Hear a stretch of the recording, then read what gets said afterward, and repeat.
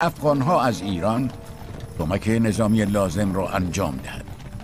طهماسپ دوم نه تنها در نجات اصفهان ناکام مانده، بلکه روسیه خطرناک و غول‌آسا نیز به درون قلمرو ایران دعوت کرده بود. ایران در حال فروپاشی بود. سرانجام اوایل تابستان 1722 میلادی که اصفهان در محاصره بود، روسیه دست به حمله زد. ارتش روسیه با 9000 سوار و پشتیبانی قزاق‌ها به سرکردگی ژنرال ویتیرانی به قفقاز تاخت. پشتیبان حمله روسیه به خشکی ناوگان بزرگی بود با 274 کشتی و 5000 ملوان که هدایت آنها در دست اپرکسین دریا سالار عالی رتبه بود. حدود 22000 کهنه سرباز پیاده که از جنگ‌های سوئد بازگشته بودند، 30000 تاتار، 22000 کلمک و 20000 قزاق این نیرو را تشکیل می‌دادند. ناوگان اپرکسین وارد ترکی شد، جنوبی ترین بخش قلمرو روسیه در کنار ساحل غربی خزر. از آنجا پیام‌هایی به حاکمان دربند، شماخی و باکو فرستاده شد تا در برابر روسیه سر تسلیم فرود آورند. دربند همان سال اشغال شد و باقی اهداف روسیه مانند رشت و باکو تا تابستان سال بعد به اشغال روسیه درآمد. به یقین مردم به روس‌ها به چشم منجی نمی نگریستند، چرا که پی برده بودند سربازان روس برای نجات ایران نمی جنگند. سربازان روس در شهرهای مانند رشت با مردم درگیر شدند. پتر به شدت در آرزوی تصرف باکو بود، ولی مردم باکو به دلیل وفاداری به شاه ایران مقاومت کردند. اما در نهایت به اشغال روسیه درآمد. روس‌ها تا رشت پیشروی کردند. حمله عثمانی. استراتژیست‌های استانبول دریافته بودند که تصرفات هشداردهنده روسیه در قلمرو ایرانی قفقاز تهدیدی برای جبهه شرقی امپراتوری عثمانی است. روسیه و عثمانی با یکدیگر برای پیروزی در منطقه دریای سیاه شمال غرب قفقاز جنگیده بودند. نبرد خونین اخیر آنها بر سر دریای آزوف فقط یکی از نمودهای این رقابت بود. حمله پت به قفقاز ایران به معنای حمله زود هنگام ارتش روسیه به آناتولی عثمانی بود. البته گذشته از موضوع دفاع، استانبول قرنها بود که به غرب ایران، قفقاز و به ویژه به آذربایجان ایران چشم داشت. با هرج و مرجی که ایران را در خود فرو برده بود، استانبول می توانست برای اشغال غرب ایران لشکر کشی کند. در این هنگام امپراتوری عثمانی در پیچ و خم جنبش اصلاحی مدرن خود گرفتار بود. جنبشی معروف به دوره لاله. این اصلاحات را سلطان احمد سوم و وزیر اعظم وی به نام داماد ابراهیم پاشا پیش می بردند. وزیر دریافت هزینه‌های مالی اصلاحات همراه با خصومت عوام با دربار سلطان را تهدیدی جدی برای ثبات خاندان عثمانی می‌دید. به همین علت برای منحرف ساختن نارضایتی‌های داخلی که در حال اوجگیری بود، به درگیری خارجی نیاز داشت. ماجراجویی در ایران راه حلی مناسب به نظر می‌رسید. با توجه به اینکه ایران ارتشی برای مقابله با پیشروی دشمنان نداشت، مانعی بر سر هجوم نیروهای عثمانی به داخل خاک ایران هم وجود نداشت.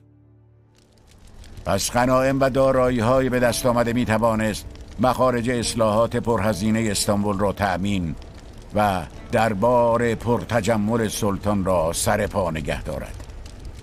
دلایل رسمی استانبول برای حمله به ایران عبارت بود از محو تشیع جایگزین ساختن اسلام سنی در ایران، باز پس گرفتن قلمروهای از دست رفته عثمانی و راندن افغانها و روسها از قلمرو ایران.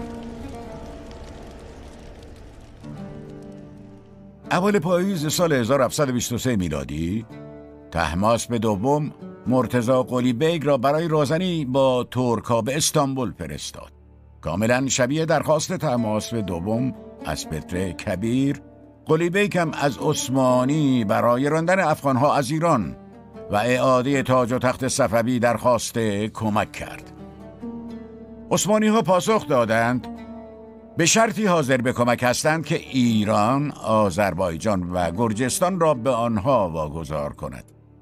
در این هنگام اقتدار ایران در قفقاز به کل از دست رفته بود و تانگ ششم در پاییز 1722 میلادی از روسیه عاجزانه می‌خواست به گرجستان سرباز بفرستد.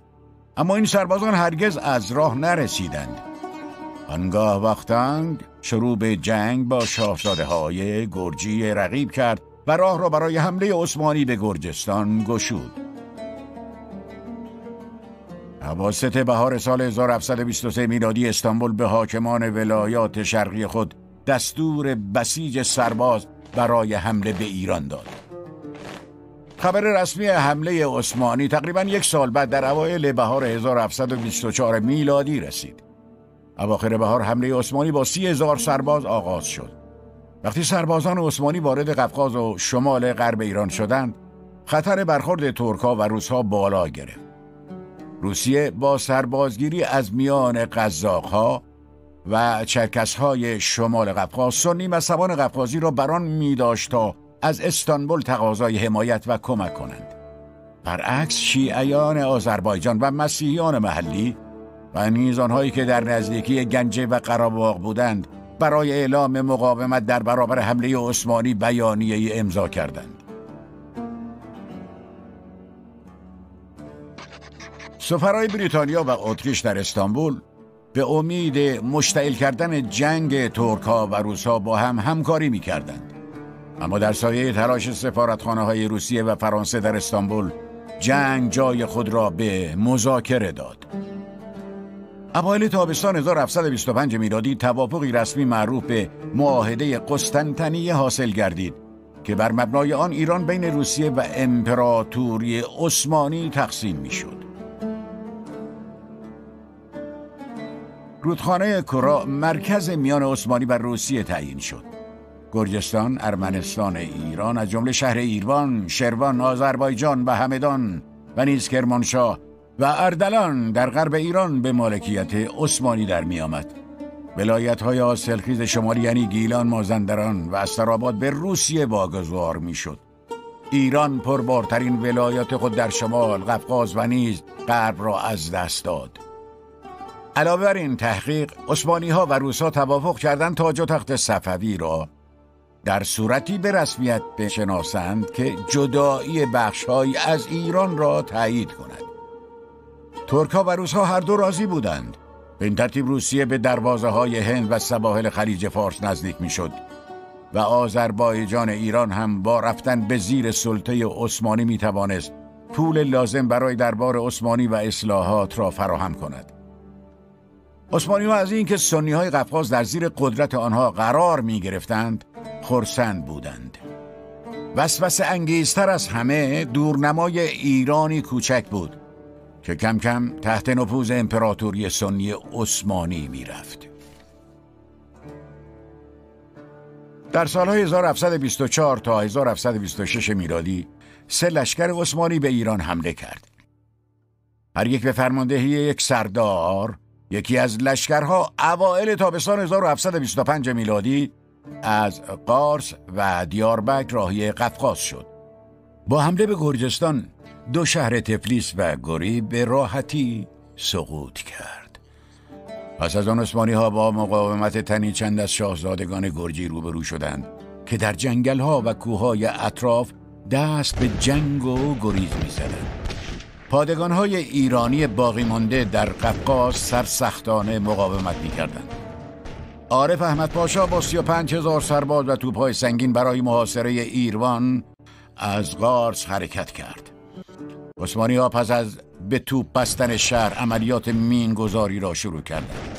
مواد منفجره‌ای که در محل‌های استراتژیک کار گذاشته بودند، شکاف عظیمی در دیوارها به وجود آورد.